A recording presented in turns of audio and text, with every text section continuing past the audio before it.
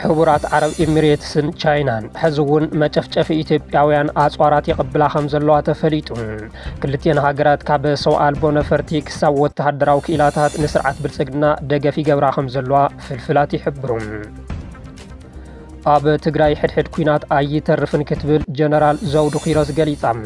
እታ ጀነራል ዕላማቲ ኣብ ዓፋር ዝርከብ ዕጡቕ ሓይሊ ኣብ ትግራይ ዘሎ ስርዓት ንምእላይ ከም ዝኾነ እውን ዕላው ገይራላ መንግስት ኤርትራ ኣብ ልዕሊ ማሕበረሰብ ዓፋር ፈጺምዎ ብዝተባሃለ በደል ከም ዝተኸሰሰ ተፈሊጡ እቲ ብኮሚሽን ሰብኣውን ህዝባውን መሰላት አፍሪካ ዝቐረበ ክሲ መንግስት ኤርትራ ኣብ ልዕሊ ማሕበረሰብ ዓፋር ዝፈጸሞ ጥሕሰት ሰብኣዊ መሰላት መሰረት ዝገበረ እዩ حبرات عرب إميريتس أو إثيوبيا نزطايشቶ ማእኸል መሰልጠኒ ዝውዕል ኣጽዋር ተእቱ ከም ዘላ ምስልታት ሳተላይት ኣመልኪቶም ኣብ ቀረባ እዋን ድማ ነዚ ዘመስከረ ምስሊ ከም ዝተረኣየ ተቃሊዑሎም ኢትዮጵያን ኤርትራን ንውዕሊ አልጀርስ ንኽትግብራ ዋና ጸሓፊ ውድብ ሕቡራት መንግስታት አንቶኒዮ ጉተሬስ ጸዊዖም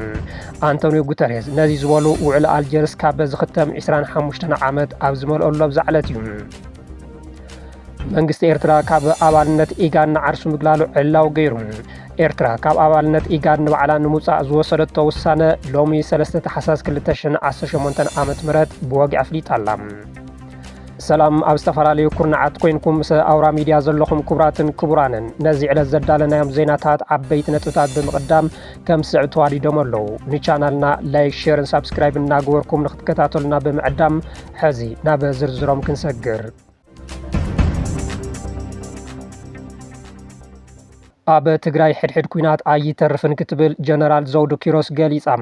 እታ ጀነራል ዕላማቲ ኣብ ዓፋር ዝርከብ ዕጡቕ ሓይሊ ኣብ ትግራይ ዘሎ ስርዓት ንምእላይ ከም ዝኾነ እውን ዕላው ገይራላ ኣብ እዋን ስርዓት ኢህወደግ ዓቃቢ ሰላም ዝነበረት ኣብ እዋን ጆኖሳይድ ትግራይ ድማ ከም ሃገራ ኣብ መኸተ ዝተሳተፈት ጀነራል ዘውዱ ኪሮስ ኣብ ዘመነ ስልጣን ጌታቸው ረዳ ሓላፊት ቢሮ ማሕበራዊ ጉዳይን እግሪ ምትካል ትግራይን ኮይና ንኽልተ ዓመታት ኣገልጊላ ይኹን እምበር ኣይተ ጌታቸው ረዳ ብጀነራል ታደሰ ወረደ ምስ ተተኩም ቁሩብ ጸኒሓ ናብቲ ንባዕሉ ሰራዊት ሓይሊ ሰላም ኢሉ ዝጽውዕን ኣብ ክልል ዓፋር ዝዓረደን ዕጡቕ ተጸንቢራ እያ ኣብዚ ሰሙን ቻናል 4 ዝተባሃለ ናይ ደገ ሚድያ ብምጽዋዕ ብዛዕባ ዕላምኡን ምንቅስቓሱን ዶክመንተሪ ዘስርሐት ዕጡቕ ሓይሊ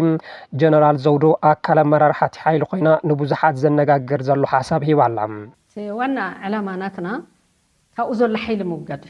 በቀት ናይ ጭቆና ሓይሊ እትዓፋነ ስርዓት ናይ TPLF ክውገድ ምግባር እንደገና ካሊእ ኮይናት ይሓስበሉ أنا زي أمنله TPLF يقبلون زي كينات حد كيلعل يفرحيهم سجات لهم تخكليو إحنا ونفرحين جن حزب زلا قناتات جن كينات زترفنا جريلا يعني كينات اللي خليو زبل مدام تعيزوس بحد وجن أنا حيل سلامية أب تجري كينات كله أيدلن زبل حيلي بخال إجت دم برت عتيقو أب تجري زلوا سرعات كاللي بمال ننو على مزوع وحساب زب زلهم بست سمح اللي خدا خط عليو زبل حطون قتال عل تقدر زبل جلو هاب تريتهم كابزين لعلقنا مستي قبل على حزب تجري جونوسايد زفت سرعات كوين كا أب تجري انت عين السلام كبتس زبل نبوزحات زي وحات اللهم حسابيهم جنرال زودقنا علاماتي ببلصقنا زموال عطو حيلي بقلصي علاو غيرات طلام حد ኩናት ኣብ ትግራይ ከም ዘይተርፍ ድማ ደምዲማ ኣላ እዚ ድማ በቲ መዋልኦም ስርዓት ብልጽግና ዝተወሃቦም ኣንፈት ምዃኑ ኣየጠራጥርን ዝብሉ ርእይቶታት ይወሃበሎም ጀነራል ዘውዱ ኪሮስ ሓላፊት ማሕበራዊ ጉዳይን እግሪ ምትካልን ትግራይ እናሃለወት ክሰርሖም ካብ ዝግባእ ተመዛበልቲ ኣብ ምብላስ ብዙሕ ኣይተንቀሳቐሰትን ብዝብል ትሕመም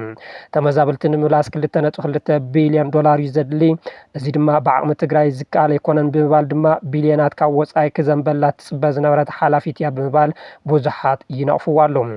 ጀነራል ዘውዱ ኣብ 17 ዓመታት ብረታዊ ቃልሲ ኾነ እቲ ናይ ሕዚ መኸተ ጉቡኣ ዝፈጸመትን ክብሪ ዝግባእን እኳ እንተኾነት ምስ ጆኖሳይደር ኮይና ንትግራይ ንምውጋእ እትገብሮ ዘላ ምንቅስቓስ ግና ታሪክ ክሓታ እዩ ብምባል ዝጽሕፉ ብዙሓት እዮም حبرات عرب إميريتس تشاينان حزون مچفچف ኢትዮጵያውያን አጽዋራት የቅብላ ከም ዘለዋ ተፈሊጡ ክልቲአን ሃገራት ካብ ሰውአል ቦነፈርቲ ክሳብ ወተሃደራዊ ክኢላታት ንስርዓት ብልጽግና ደገፍ ይገብራ ከም ዘለዋ ፍልፍላት የመልክቱ ኣብ ጉዳይ ትግራይ ብተገዳስነት ካብ ዝነጥፉን ካብ ኣባል ማሕበረሰብ ዲያስፖራ ተጋሩን ሓል ዝኾነ ካሳ ሃይለማርያም ዝወዛዕ ሓበሬታ ከም ዘመልከቶም ኣብዚ ቀረባ ሰሙናት 17 ቻይናውያን ወተሃደራዊ ክኢላታት ድሮን ናብ ኢትዮጵያ ዝኣተው እንትኾኑ ምስ ወተሃደራዊት ኤሚሬት ተሓዊሶም ኣብ ሰመራ ሰመራን ዝርከባ ድሮናት ኤምሬት ከዋፍር ጀሚሮም ኣለው ይብል ንቕንያት ሕዳር ጽዮን ሓዊሱ ብጽዑቕ ክሳብ ሎማዓንቲ ኣብ ልዕሊ ትግራይ ወተሃደራዊ ስለያ ዘካይዳ ዘለዋ ብቻይናውያን ወተሃደራት ዝዋፈራ ዘለዋ ዋንነተን ናይ ኤምሬት ዝኾና ዊንግሎንግን ሬንቦውን ዝዓይነተን ድሮናት የን ዝብል እቲ ሓበሬታ እቶም ቻይናውያን ወተሃደራት ኣባል ሰራዊት ቻይና ከም ዝኾኑ ኩሉ ፋይናንሳውን ሎጂስቲካውን ድማ ብኤምሬት ከም ዝማልአሎም ነፂሮሎም ኤምሬትስ ካብተን ቅድም ክብል ምስ ሙሉእ ተተኳሲአን ዘእትወተን ስርሒት ቻይና ዝኾና 5 ዊንግሎንግን 6 ሬንቦው CH-95 ዝዓይነተን ድሮናትን ብተወሳኺ ሓደ ዊንግሎንግን 2 ሓድሽቲ ስርሒት ቱርክ ዝኾና ካብ ባይራክታር 2 እውን ዝተመሓሻ ድሮናት ናብ ብልጽግና ኣታኣታያላ ዝብል ካሳ ሃይለማርያም ብተወሳኺ እውን ብርክት ዝበለ ተተኳሲ እናኣተወት ትርከብ ኦፕሬተራት ድሮን ወተሃደራት ኤምሬት ኣብ ደብረ ዘይት ተኣኪቦም ብቻይናውያን ክኢለታት ድሮን ስልጠና ይወሃውን ከም ዘሎም ብሓፈሻ ቻይናን ኤምሬትን ንትግራይ ማእኸል ዝገበረ ዝተዋደደ ኢዳእታውነት እናፈጸማ ስለ ዝኾና ዲያስፖራ ተጋሩን ፈተቱ ትግራይን ኣብ ልዕሊ ዲፕሎማስያውን ቁጠባውን ማእኸላት እዘን ሃገራት ጸቕጢ ፓብሊክ ዲፕሎማሲ ንኽፍጠር ጸዊዖሎም ኣብ ዋሽንግተን ዲሲ ኣብ ስቴት ዲፓርትመንትን ኣብ ልዕሊ ኤምባሲ ኤምሬትን ብቐጻል ንዝካየድ ዘሎ ሰልፊ ተቃውሞም ኣብ ልዕሊ ኤምባሲ ቻይና እውን ክካየድን ብኩሎም ማሕበራት ነቲ ኢዳእታውነት ኣመልኪቱ ንምዕራባውያን መንግስታትን ማሕበረሰብ ዓለምን ምፍላጥ ግድን ከም ዝኾነ እውን ኣስሚሩሎም መንግስቲ ኢትዮጵያ ብተደጋጋሚ ኣብ ትግራይ ስለያ ድሮናት ከም ዘካየድ ኣውራ ሚድያ ጸብጺቡ ምንባሩ ዝዝከር እዩ እቲ ስለያ ድማ ካብ ሰመራን ጎንደርን ዝዓረዳ ድሮናት ስርዓት ብልጽግና ዝብገስ እንትትከውን ብፍላይ ለይቲ ከም ዝካየድን ኣብ መቐለ ብተኸታታሊ ኣብ ካልኦት ከባቢታት ድማ ሓሊፉ ስለያ ከም ዝግበር መረዳእታታት የመልክቱ ህወሓት ቅድም ክብል መንግስቲ ኢትዮጵያ ድሮናት ናብ መቐለ ይልእኸሎ ብምባል ምኽሳሱ ዝዝከር ኮይኑ ነዚ ሓቂ ድማ ቀዳማይ ሚኒስትር ኣብይ ኣሕመድ እውን ኣረጋጊጾም እዮም እንተኾነ ኣብይ ኣሕመድ ኩነታት ዝራእቲ ንምዕዛብ ድሮናት ናብ ትግራይ ንልእኺና ክብሉ እዮም ነቲ ስለላ ገሊጾምዎም እንተኾነ እተን ናብ ትግራይ ዝለኣኻ ድሮናት ብቐንዱ ምንቅስቓስ ሰራዊትን ወተሃደራውን ፖለቲካውን ኣመራርሓ ትግራይ ንምዕዛብ ከም ዝኾነ እዩ ዝግለጽ ህወሓት ምስ ሻዕብያ ጽምዶ ፈጢሩ ብምባል ዝኸስስ ብልጽግና ነዚ ምንቅስቓስ ድማ ብድሮን ይከታተሎ ኣለኹ ይብል ካብዚ ሓሊፉ ድማ እንተ ተሳኺዑሉ ንወተሃደራውን ፖለቲካውን ኣመራርሓ ትግራይ ክቕንጽል ከም ዝኽእል ዝወፁ ሓበሬታታት የመልክቱ ነዚ እውን ቀዳማይ ሚኒስትር ኣብይ ሎሚ ቀደመ ይኮነን ስልቲ ውግእ ተቐይሩ እዩ እስራኤል ኮነ ኣብ ኢራን ብኣኽራናት ሰራዊት ሰይዳ ኣይተዋግአትን ብምባል ኣነ እውን ከምቲ ናይ እስራኤል ድሮን ሊኢኸ ክውድአኩም እየ ዝዓይነት መልእኽቲ ምሕላፎም ዝዝከር እዩ حبرات عرب إماراتس أو إثيوبيا نزت أشوتو مأخل مسلطن زوعل أسوار تأتو خمزلا مسلطات ساتلايت عمل كيتم اتم زوص مسلطات ساتلايت كم زملكتو واننا تاناي إماراتس زخانت وتحدراو صعنات نفاريت فلاي سكاي ايرلاينز IL 76 تيدين قصر مزغبا EX 76 بادو 17 كاب أبو دابي زركب مدبر IL عريف تبغيسا ناب بربرا سوماليلاند كم زعرفت صني حدما أب إثيوبيا ناب زركب مدبر أير حرر ميدا خمزة عرفت زرق يوم اتا نفاريت اب إثيوبيا كلل بينشانغول غومز نزركب معسكر تعليم ملشا هصصوها بالدقف زوعل وتحدراو ناو تسعنت كم زخونت ون تفليطلهم زي بعالم لخ معخنات ميديا خي ترفس تقالع مشتر نفرت إماراتسنا بسوماليلاند بربران كينيا مومباسان بمعرف كاونا تبغس دما ناب إثيوبيا خمزة اتوا تحبير يوم ابز حلف فرحون بيك اب زعينتن مخاين بزي مسمر زي ابيلن كاب بربرا بتشكركرت تسعينن ناب اديس ابا كاو دما ناب عفار كمستو عزاز فلت يوم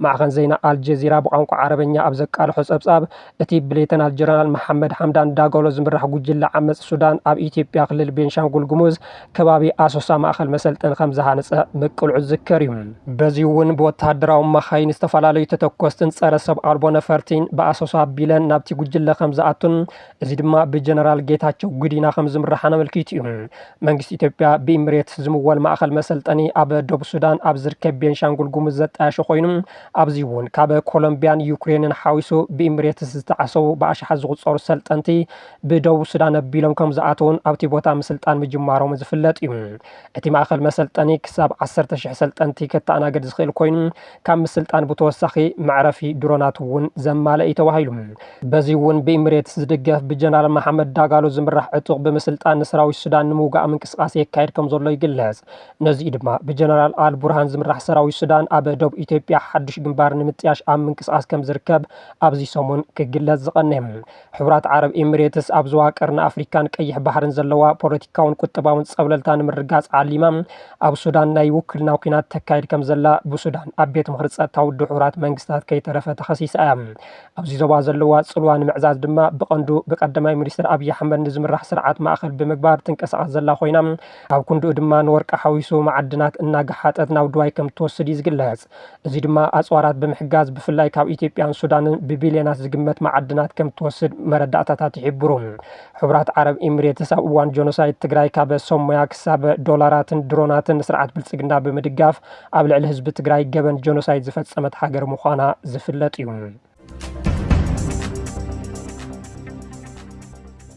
መንግስቲ ኤርትራ ኣብ ልዕሊ ማሕበረሰብ ዓፋር ፈጺምዎ ብዝተባሃለ በደል ከም ዝተኸሰሰ ተፈሊጡ። እቲ ብኮሚሽን ሰብኣውን ህዝባውን መሰላት ኣፍሪካ ዝቐረበ ክሲ መንግስቲ ኤርትራ ኣብ ልዕሊ ማሕበረሰብ ዓፋር ዝፈጸሞ ጥሕሰት ሰብኣዊ መሰላት ዘነጻጸረ እዩ። እቲ ጉጅለ ኣብ ዘውፅኦ መግለጺ እቲ ኣብ ልዕሊ መንግስቲ ኤርትራ ዝቐረበ ጥርዓን ብዲሞክራስያዊ ውድብ ቀይሕ ባሕሪ ዓፋር ኣርሳዶ ኣብ ዘቕረቦ ጥርዓን ዝተመርኮሰ ምዃኑ ሓቢሩ። እቲ 4 ሰነ 2025 ዝቐረበ ጥርዓን ኣብ ልዕሊ ደቀባት ቀይሕ ባሕሪ ዓፋር ኣብ ኤርትራ ዞባ ዳንከልያ ሰፊሕን ስርዓታውን ጥሕሰት ሰብኣዊ መሰላት ተፈጺሙ ዝብል እዩ።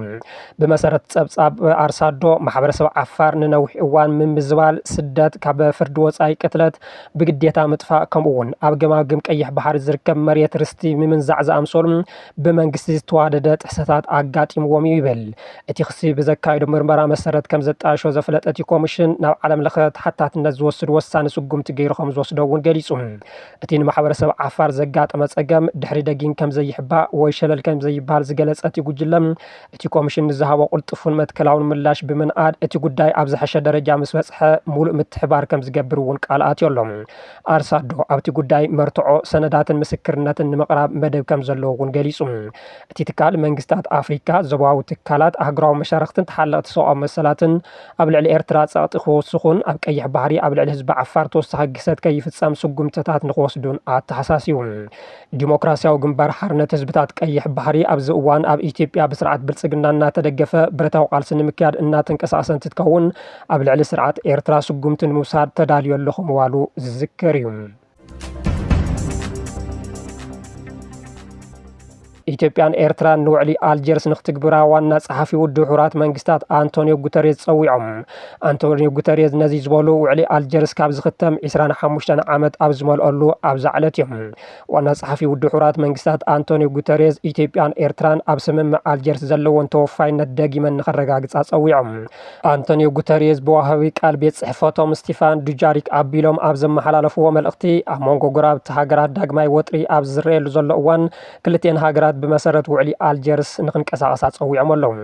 ኣብዛ ዕለት ከም ኣቆጻጽራ ኣውሮፓውያን 12 ታሕሳስ 2000 ዝተኸተመ ስምምዕ ኣልጀርስ ነቲ ኣብ መንጎ ኢትዮጵያን ኤርትራን ዝካየድ ዝነበረ ደማዊ ኩናት ደው ብዕሊ ጠጠው ብምባል ላዕላውነትን ግዝኣታዊ ሓድነትን ክልቴን ሃገራት ዘረጋግጽ ደው ንምሕንጻጽ ዝሕግዙ ኣግባባት ኣቐሚጡ እዩ።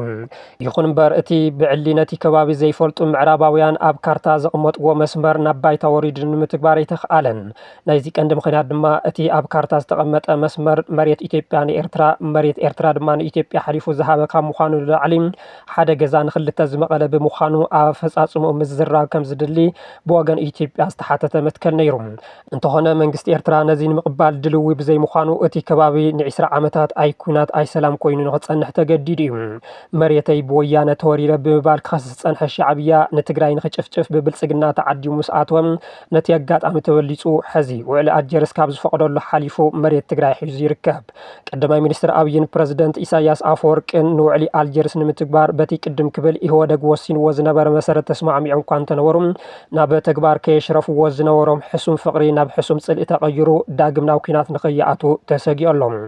በዚ ዝሰግአ ውድብ ሕቡራት መንግስታት ድማ ክልቴን ሃገራት ብመሰረት ውዕሊ ኣልጀርስ ኣፈላላየን ይፍትሓ ክብል ጸዊዑ ኣሎም። ይኹን እምበር ኣብዚ እዋን ኣብ መንጎ ኢትዮጵያን ኤርትራን ዘሎ ካብ ውዕሊ ኣልጀርስ ንላዕሊ ምዃኑ ውድብ ሕቡራት መንግስታት ዝተገንዘበ ይመስል። ስርዓት ብልጽግና ነቲ ብሻዕብያ ተወሪሩ ዘሎ ላዕላዊ ግዝኣት ኢትዮጵያ ሓዲጉ ዓይኑ ኣብ ዓሰብ እዩ ዝርከብ። ጉተሬዝ ግና ቅድሚ 7 ዓመት መራሕቲ ክልቲአን ሃገራት ብሓበራዊ ኣዋጅ ኣቢሎም ንሰላም ዘለዎም ተወፋይነት ከም ዝሓድሱ ብምዝኻር ብመሰረት ስምምዕ ኣልጀርስ ዘላቐ ሰላምን ንምኽባር ላዕላውነትን ግዝኣታዊ ሓድነትን ዳግማይ ቃል ንኽኣቱ ከምኡ እውን ምትሕብባር ሰናይ ጉርቢትና ዝምድናታት ንምህናፅ ዝገብርዎ ፃዕርታት ንኽሕይሉ ኣተሓሳሲቦም ኣለዉ። መንግስቲ ኤርትራ ካብ ኣባልነት ኢጋድ ንዓርሱ ምግላሉ ዕላው ገይሩ። ኤርትራ ካብ ኣባልነት ኢጋድ ንባዕላ ንምውፃእ ዝወሰደቶ ውሳነ ሎሚ 3 ታሕሳስ 2018 ዓ.ም ብወግዒ ኣፍሊጣላ።